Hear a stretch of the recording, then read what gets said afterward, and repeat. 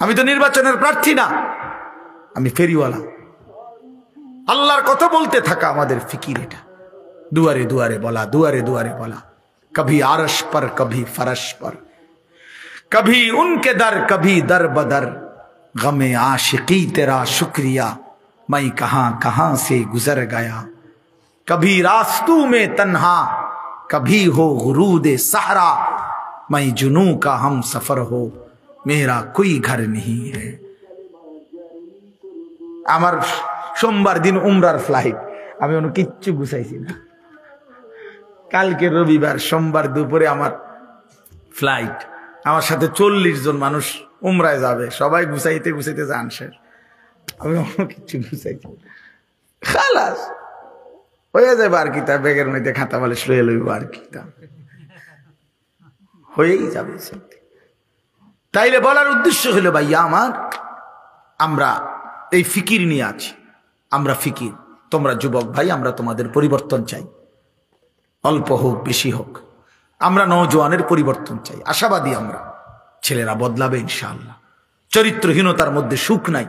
আমি ঢাকা শহরে জুমা পড়াই, অসংখ্য যুবক শহরের যাদের সাথে আমাদের সম্পর্ক আছে, খোদার কসম, বাবার 45 লাখ টাকা, বাবার 70 লাখ টাকা এক বছরে উড়াইয়া 2 হাতে নারী, ছবি, মদ, জুয়া, নেশা, উলঙ্গ পতার মধ্যে থাইকা শেষ পর্যন্ত আল্লাহর কসম আমার সামনে এমন ছিল, চোখের পানি ফেলছে, হুজুর সুখ বলতে জীবনে কিছু পাই নাই, শুধু টাকাই উড়াইছি। এজন্য দোস্ত, মোবাইলের ওই নর্তকী সুখ দেয় না, উলঙ্গ ছবি সুখ দেয় না। বেনামাজি এই জানোয়ারের জিন্দেগি, নামাজবিহীন এই কুত্তার জিন্দেগি ইজ্জত দেয় না বেটা। সেজদাবিহীন, এজন্য একটা ছেলেও যদি হও এখানে বেনামাজি, নামাজ পড়ো না বাপ, আজকের থেকে ফেরো। এ জীবন মনে রাখো, আবারও বললাম, এ জীবন জানোয়ারের জীবন, কুকুর বিড়ালের জীবন, সেজদাবিহীন জীবন। কি মনে করছো মুসলমানের ছেলে? হ্যাঁ, কি ভাবছো নিজেরে? চুলের ফ্যাশন, এটা একটা ফ্যাশন হলো? এটা কে বললো যে পৃথিবীতে একজন পুরুষের সবচেয়ে গুরুত্বপূর্ণ হলো চুলটাকে ফ্যাশনেবল করা? এটা কোথায় লিখছে?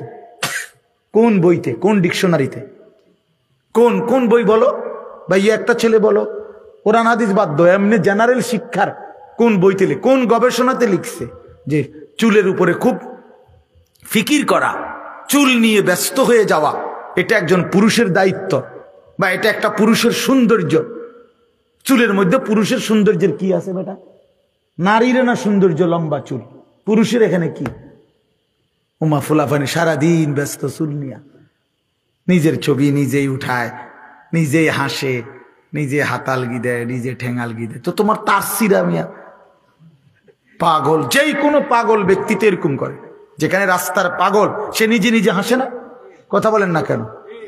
এই জন্য অধিকাংশ সেলফি তোলে যেগুলো, এগুলা মাতাল। অধিকাংশ সেলফি তোলে যারা, এগুলো তার সিরা, বাস্তব এগুলো তার সিরা। হ্যাঁ হ্যাঁ, এগুলো প্রতিবন্ধী, মূলত গুনাহদেরকে প্রতিবন্ধী বানায় ফেলছে, গুনাহদেরকে প্রতিবন্ধী বানায় ফেলছে।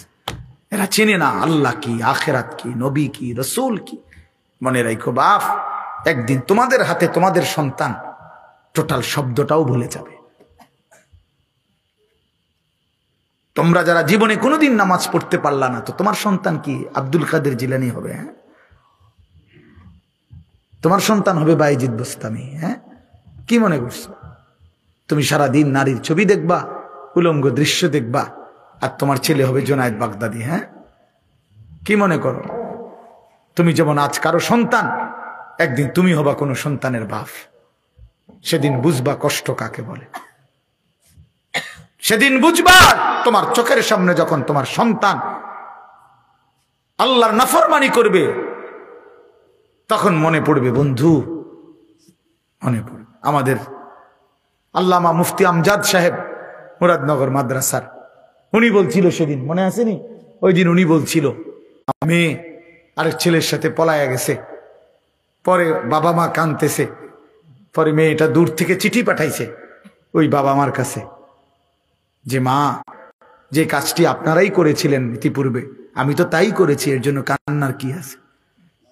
খোদার কসম উনি নিজে বলছে, এটা বাস্তব সত্য ঘটনা। হ্যাঁ, বুঝেন নাই কথাটা? আপনারাও তো দুজন এরকম ভাগ্যা পলাইয়া বিয়া করছেন, তাইলে ইট মারলে পাটকেল খেতে হয়, এটা তো প্রবাদ বাক্য। আমি এই জন্য বলি আমরা ঘুরে দাঁড়াই। আমার কথা শেষ, আমাদের মূল কথা এটা, আমরা ঘুরে দাঁড়াই। উচিত আমাদের ঘুরে দাঁড়ানো, অর্থাৎ পরিবর্তন করা, জিন্দিগি শুধরায় আনা সম্ভব। হায়াত থাকলে, বেঁচে থাকার সুযোগ হইলে, আল্লাহ যদি এখনো হায়াত দিয়ে থাকে ভাইয়া, আমাদের পরিবর্তন দরকার, ফিরে আসা দরকার। মাহে রমজান আমাদের সামনে, মাহে রমজান আমাদের সামনে। আল্লাহ বড় যত্ন করে, বড় মায়া করে রমজান সাজাইছে। আল্লাহ বলছে, বান্দা আমি না আমার প্রতিটা ইমানদার বান্দাকে শুধুই জান্নাত দিতে চাই, একজনকেও আমি জাহান্নাম দিতে চাই না। এজন্য প্রতি বছর একবার রমজানে আমি আল্লাহ আমার সমস্ত ইমানদার বান্দার জন্য আমি জাহান্নামের দরজা বন্ধ করে দেই, শুধু জান্নাতের দরজা খুলি, যেন আমার প্রতিটা ইমানদার বান্দা একটা মাস রোজা গুনাহ ছেড়ে দিবে, আমার বন্দেগী করবে, আর শুধু জান্নাতে ঢুকবে, শুধু জান্নাতে ঢুকবে। আয় বান্দা, সব চলে আয় আমার জান্নাতে, আমি সবাইকে দেব জান্নাত।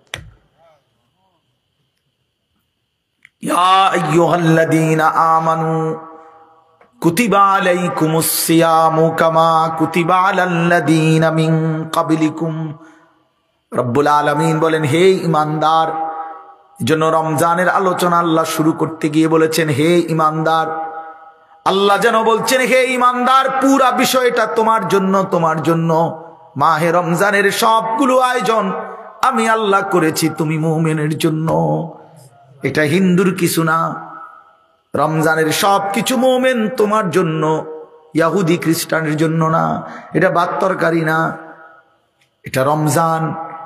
আমি রব্বুল আলামিন ইফতার দিয়েছি তোমার জন্য, সাহারি দিয়েছি তোমার জন্য, এক মাসের রোজার হুকুম দিয়েছি তোমার জন্য, প্রতিদিন 20 রাকাত তারাবি দিয়েছি তোমার জন্য, 6 দশকের ইতিকাফ দিয়েছি তোমার জন্য, শবে কদরের নিয়ামত দিয়েছি তোমার জন্য, শুরুর দশক রহমত দিয়ে সাজিয়েছি তোমার জন্য, মাঝখানের দশক মাগফিরাত দিয়ে সাজিয়েছি বান্দা তোমার জন্য, শেষ দশক জাহান্নাম থেকে নাজাত দিয়ে সাজিয়েছি তোমার জন্য। জান্নাতের দরজা খুলেছি মুমিন তোমার জন্য, জাহান্নামের দুয়ার বন্ধ করে দিয়েছি তোমার জন্য, শয়তানগুলোকে শেকলে বন্দী করে রেখেছি তোমার জন্য। তুমি শুধু আসবা বান্দা, আমার হুকুম পালন করবা, একটা মাস গুনাহ ছেড়ে দিবা বান্দা, একটাই শুধু দরজা খোলা, সেটা শুধুই জান্নাত, শুধু জান্নাতে ঢুকবা। কুতিবা আলাইকুমুস সিয়াম, আমি আল্লাহ ফরজ করেছি, আমি আল্লাহ। আল্লাহ বলে, মুমিন ফেলে দিও না বান্দা, রোজা আমি ফরজ করেছি, আমি আমার পক্ষ থেকে, অন্য কেউ না, জেনতেন কেউ দেয় নাই, আমি রব্বুল আলামিন। যাকে তুমি বলেছো লা ইলাহা ইল্লাল্লাহ, সেই আমি আল্লাহই তোমার উপরে রোজা ফরজ করলাম, রমজান দিলাম। শাহরু রমাদান আল্লাযী উনজিলা ফীহিল কুরআন হুদাল লিন-নাসি ওয়া বায়্যিনাতিম মিনাল হুদা ওয়াল ফুরকান। আল্লাহ বলেন, রমজান মাস চিনেছো নি বান্দা, আমি আল্লাহই পরিচয় করায় দেই। শোনো বান্দা, রমজান সেই মাস যেই মাসে আমি আমার শ্রেষ্ঠতম কালাম কোরআন নাজিল করেছিলাম। কোরআন কি কিতাব চিনেছো নি বান্দা? আল্লাহ বলেন, এটা হচ্ছে গোটা বিশ্ব মানবতার হেদায়েত, এটা হেদায়েতের স্পষ্ট বাণী, এটা সত্য মিথ্যা নেই, অন্যায় হালাল হারামের পার্থক্যকারী। এবার আল্লাহ বলেন, ফামান শাহিদা মিনকুমুশ শাহরা ফালিয়াসুমহু। আল্লাহ বলে, বান্দা, যে কেউ তোমরা বালেগ প্রাপ্তবয়স্ক ইমানদার যারাই মাহে রমজানকে নিজের হায়াতে পাইবা, ফালিয়াসুমহু, আমার সেই প্রতিটা বান্দাই যেন রোজা রাখে। আমি আল্লাহ বান্দা তোমার কাছে চাইলাম। যদি বলো আল্লাহ রোজা রাখতে গেলে কষ্ট হবে কিনা, আল্লাহ বলে, না, ইউরিদুল্লাহু বিকুমুল ইউসরা ওয়ালা ইউরিদু বিকুমুল উসরা। আমি বান্দা তোমার উপরে কোনো কঠিন করতে চাই